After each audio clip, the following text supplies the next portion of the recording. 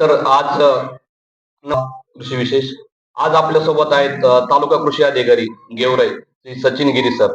तर महाविस्तार ऍप बद्दल आपण जे शेतकऱ्यासाठी आपलं ऍप आहे याच्या डाउनलोड पासून ते प्रत्यक्ष वापर आणि परिणामापर्यंत सविस्तर चर्चा आज आपण करणार आहोत.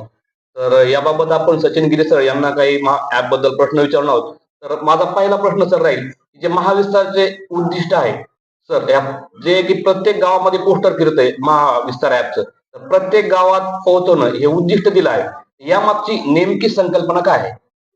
यामागची नेमकी अशी संकल्पना आहे की ह्या ॲपचा प्रत्येक शेतकऱ्यापर्यंत विस्तार झाला पाहिजे, प्रत्येक शेतकऱ्यापर्यंत पोहोचलं पाहिजे आणि त्या शेतकऱ्याला डाउनलोड करून त्याचा प्रत्यक्ष वापर झाला पाहिजे आणि शेतकऱ्याला त्यामधून कृषीविषयक सर्व माहिती मिळाली पाहिजे. हा याचा मुख्य उद्देश आहे. ठीक आहे सर. त्यामध्ये एक दुसरा पॉइंट आहे आपल्या चेंज एजंट नावाची संकल्पना त्या पोस्टरमध्ये आपण लिहिलेली आहे. तर चेंज एजंट तयार करण्याचा जो मुद्दा आहे किंवा ते चेंज एजंट म्हणजे नेमकं काय आणि त्याची भूमिका काय असेल? चेंज एजंट म्हणजे पूर्वी जसं कृषी मित्र होते त्याप्रमाणेच ह्या ॲपचे विस्तार तसे शेतकऱ्याला डाउनलोड करून देणे आणि प्रत्यक्ष त्या वापर शेतकरी करत आहेत का नाही याचा फॉलोअप घेणे आणि वापर करण्यास शेतकऱ्यांना प्रोत्साहित करणे याच्यासाठी प्रत्येक गावात कृषी मित्रासारखीच एक चेंज एजंट म्हणून संकल्पना आहे. तर त्या चेंज एजंट मध्ये जसं की प्रगतशील शेतकरी किंवा कृषी पदवी विद्यार्थी किंवा सामाजिक कार्यकर्ते, सरपंच किंवा ग्रामपंचायत सदस्य या लोकांचा सहभाग आहे का यामध्ये? हो, सर्वांचा सहभाग. याच्यापैकी कोणीही चेंज एजंट म्हणून त्याच्यामध्ये सहभाग नोंदवू शकते. तर हे लोक गावात महाविस्तारचा प्रचार प्रसार कसं करणार? हे शेतकरी महाविस्तार म्हणजे आमचे जे कर्मचारी आहेत आपले सहाय्यक कृषी अधिकारी ते त्यांना मार्गदर्शन करणार.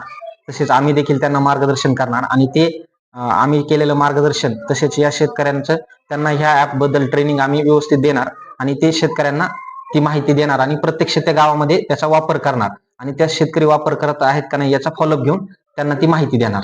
आणखी मला दुसरा एक प्रश्न विचारायचा आहे की त्यामध्ये शेतकरी आयडी जोडण्याचं महत्व आहे, म्हणजे आपण त्याला फार्मर आयडी म्हणतो. ऍपमध्ये शेतकरी आयडी जोडणं खूप महत्वाचं असल्याचं सांगितलं जातं किंवा ते आयडी जोडल्यावर शेतकऱ्याला कोणता अतिरिक्त फायदा मिळतो, जर याला सांगाल का तुम्ही? आयडी जोडण्याचं एकच उद्दिष्ट आहे की त्या नेमकं त्या शेतकऱ्याचं त्या शेताचं लोकेशन त्याच्यावर फेच होणार आहे. म्हणजे त्या लोकेशनवर त्या शेतकऱ्याला त्याच्या भागातील माहिती मिळणार आहे. हवामानाची माहिती, त्या गावामध्ये कीड व रोग प्रसार झाला किंवा काय किंवा इतर बाबी आहेत हवामानाच्या संबंधित त्यांचं वातावरण असेल ते त्याची माहिती मिळणार. म्हणून फार्मर आयडी हा खूप महत्वाचा आहे आणि स्पेसिफिक त्या शेतकऱ्याला माहिती मिळणार त्याची त्या भागातली.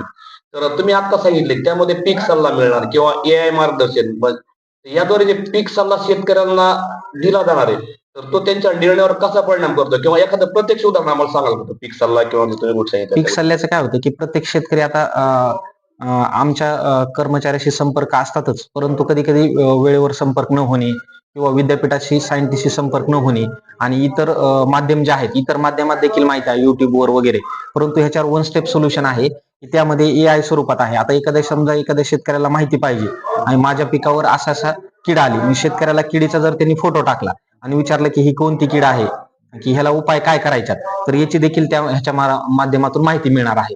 म्हणजे शेतकऱ्याला जागेवरच माहिती मिळणार आहे. तर तुम्ही आता कीड रोग ओळख याबाबत सांगितलं, म्हणजे शेतकरी त्या पिकाचा फोटो टाकून कीड किंवा रोग ओळखू शकतो.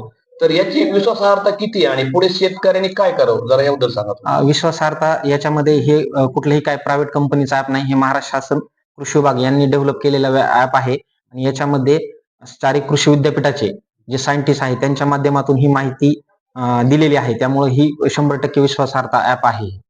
आणखी एक विचारते, हवामान व पाणी व्यवस्थापन, हवामान अंदाज आणि पाणी नियोजन या दोन गोष्टीमुळे खर्च आणि नुकसान कसं कमी होईल? हवामानामुळे एखाद्या पिकावर येणारा रोग किडीची माहिती मिळणार आणि निश्चितच त्या शेतकऱ्याच्या त्याला आगाऊ माहिती मिळाल्यामुळे त्याच्यामध्ये खर्चामध्ये त्याची बचत होणार. नंतर जे नुकसान होऊन त्याच्यावर फवारण्या वगैरे करायचे ते पूर्वी शेतकऱ्याला माहित होणार.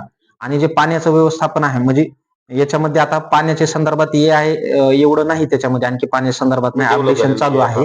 हा, त्यात फक्त किडी व रोगाची सध्या माहिती आहे. पाणी व्यवस्थापन फक्त ही पाणी व्यवस्थापनाबद्दल आहे की पाणी यायची काही माहिती नाही त्याच्यामध्ये. आणखी पाणी व्यवस्थापनाबद्दल कशी माहिती की आपण पिकाला कोणत्या स्टेजमध्ये पाणी दिलं पाहिजे किंवा कोणत्या ह्याच्यामध्ये त्याचं पाणी दिलं पाहिजे ती माहिती आहे. तर आणखी दुसरं सांगायचं याच्यामध्ये बाजारभाव माहिती पण मिळते असं आम्ही पाहिले. तर बाजारभाव रोज शेतकऱ्यांनी पाहिले नाही किंवा त्यांना अपडेट मिळेल.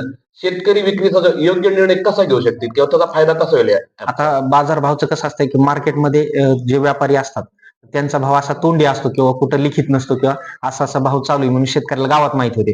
पण उदाहरणार्थ हा हा जो भाव असतो हा बाजार समितीचा भाव असतो. त्यामुळे हा विश्वासार्ह आहे आणि याच्यामध्ये शेतकऱ्यांनी किमान आठवड्यामधून 1-2 वेळेस जरी पाहिलं तर आपल्या जे भाव आपल्याकडे माल आहे त्याचा भाव काय अंदाजित आहे, सरासरी भाव काय आहे, जास्त भाव काय आहे किंवा पूर्ण महाराष्ट्रात कुठं काय भाव आहे ते सुद्धा देखील पाहता येते याच्यामध्ये. मला आणखी दुसरं विचारायचं एआय महाविस्तार ऍप मध्ये पोस्टरमध्ये एक गोष्ट लिहिली आहे ऑन द स्पॉट डेमो. तर फील्डवर हे काम प्रत्यक्ष कसं केलं जाणार आहे? फील्डवर म्हणजे हे शेतकऱ्यांनीच ह्याच्यावर कोणी त्यांना मार्गदर्शन म्हणजे करण्यापेक्षा हे ऍप एकदा डाउनलोड केलं की त्याच्यामध्ये चॅटबॉट नावाचा एक चॅटबॉट आहे. त्या चॅटबॉटवर आपण काही जरी माहिती विचारलं, आता जे एखाद्या शेतकऱ्याला टाईप करता नाही आलं तर त्यांना व्हॉइस टायपिंग जरी केलं आणि प्रश्न विचारला तरी ते ऑन फील्डवर तिथं जे प्रश्न विचारेल त्याची माहिती उपलब्ध होणार आहे. त्यामुळं ऑन फील्ड हे ऍप काम करणार आहे. तर यामध्ये कृषी सहाय्यक, चेंज एजंट आणि तुमचं कार्यालय यांचं एक समन्वय मॉडेल कसं तुम्ही करणार? कसं असेल? आमचे जे सहाय्यक कृषी अधिकारी आहेत त्यांना चेंज एजंट जे आहेत आम्ही देखील त्यांना वेळोवेळी मार्गदर्शन करू आणि आमचे सहाय्यक कृषी अधिकारी नेहमी संपर्कात राहून त्यांना मार्गदर्शन करतील आणि त्यांना देखील ट्रेन केल्यामुळं काही अडचण येणार नाही. आणखी विचारायचं डाउनलोड पेक्षा वापर महत्वाचा तुम्ही हे स्पष्ट केलंय. फक्त डाउनलोड नाही तर आयडी जोडणं आणि नियमित वापर महत्वाचा आहे. यासाठी तालुका स्तरावर आपण कोणती मोहीम राबवणार आहे? आता आम्ही काय करतो की तालुका स्तरावर जे आहेत मोहीम संदर्भात तर आम्ही व्हॉट्सअपचे आपले वेगवेगळे ग्रुप आहेत प्रत्येक गावाचे शेतकऱ्यांचे त्याच्यामध्ये माहिती टाकतो. नुसतं डाउनलोड न करता त्याचा वापर देखील करा आणि आम्ही ज्यावेळेस ऍप डाउनलोड करतो त्यावेळेस प्रत्यक्ष त्यांना शेतकऱ्यांना डेमो देखील देतो. आणि ह्या ऍपचं एक विशेषता अशी आहे की ह्या ऍपला नोटिफिकेशन येते. म्हणजे काही तुम्हाला सल्ला येणार असेल तुमच्या भागातला तर त्या नोटिफिकेशन येते ते शेतकऱ्यांनी उघडून जरी पाहिलं तर त्यांना ती काय दैनंदिनी काय हवामानाचा अंदाज वगैरे आहे तो मिळतो. तर आणखी एक दुसरी गोष्ट विचारते ग्रामपंचायत व गाव पातळीवर भूमिका म्हणजे सरपंच, ग्रामपंचायत सदस्य आणि कृषी सेवा केंद्र यांना या उपक्रमात तुम्ही कसं जोडणार? खूप पंचायत आणि जे सरपंच वगैरे आहेत किंवा ग्रामपंचायतची बॉडी आहे त्यांचं खूप ह्याच्यामध्ये मोलाचं योगदान आहे. खूप देखील आम्हाला सहकार्य देखील झालं आहे आणि आता सध्या सहकार्य चालू देखील आहे. परंतु याच्यामध्ये अशी महत्वाची भूमिका आहे की वेळोवेळी त्यांना सांगणं, ग्रामपंचायतमध्ये एखादी ग्रामसभा वगैरे असली तर त्यावेळेस आम्हाला कळवणं आणि त्या माध्यमातून तिथं आपण शेतकऱ्याला डेमो देणं किंवा माहिती देणं असं देखील करू. आणि कृषी सेवा केंद्राचा असं ह्याच्यामध्ये महत्वाची भूमिका आहे. प्रत्येक शेतकरी तिथं निविष्ठा खरेदी करण्यासाठी येतो कृषी सेवा केंद्रावर. तर त्या त्या ठिकाणी देखील आम्ही माहितीचे पोस्टर लावलेले आहेत आणि त्यांना देखील अशा सूचना आहेत की ते शेतकऱ्यांना ऍप डाउनलोड करून द्यावं जे राहिले असतील त्यांना आणि करून देऊन त्यांना वापर प्रत्यक्ष कसा करावा हे देखील सांगावं आणि त्यांनी देखील महत्वाची भूमिका बजावत आहेत. ठीक आहे. तर यामध्ये एक अडचण एक आणि मर्यादा एक आम्हाला यामध्ये वाटते. ग्रामीण भागामध्ये नेटवर्क किंवा मोबाईलचा वापर किंवा भाषेची अडचण तर या अडथळ्यावर काही उपाय असतील का?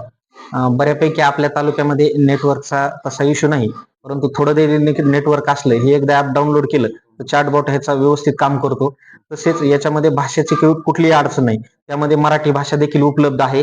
त्यामुळे भाषेची अडचण आपल्याला जाणवणार नाही त्याच्यामध्ये.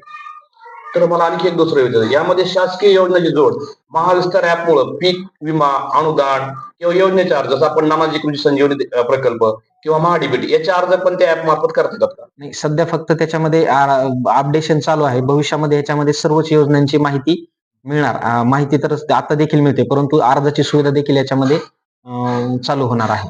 आणखी एक विचारतं ह्या महाविस्तार ऍपचं यश मोजण्याचा निकष तुमच्या दृष्टीने या उपक्रमात यश कशात मोजलं जाईल?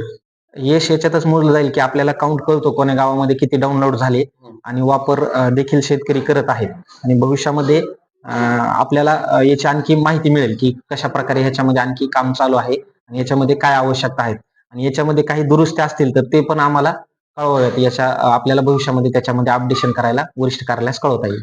डाउनलोड म्हणजे नुसतं करून ऍप महत्वाचं आहे की शेतकऱ्याच्या उत्पन्न वाढीत हे ऍप मदत करणार? हे शेतकऱ्याच्या उत्पन्न वाढीमध्ये मदत करणारा ऍप आहे. मला आणखी एक विचारायचं गेवराई तालुक्यातील शेतकऱ्यांना एका वाक्यात सांगाल का महाविस्तार ऍप का वापरावं? कारण आता डिजिटल युग झालं आहे त्यामुळे एआय आधारित हे ऍप असल्याने शेतकऱ्यांनी हे ऍप वापरून डिजिटल मित्राचा म्हणजे हे करावा, मदत घ्यावी. ठीक आहे. तर ही होती तालुका कृषी अधिकारी श्री सचिन गिरी सर यांची सविस्तर भूमिका. धन्यवाद.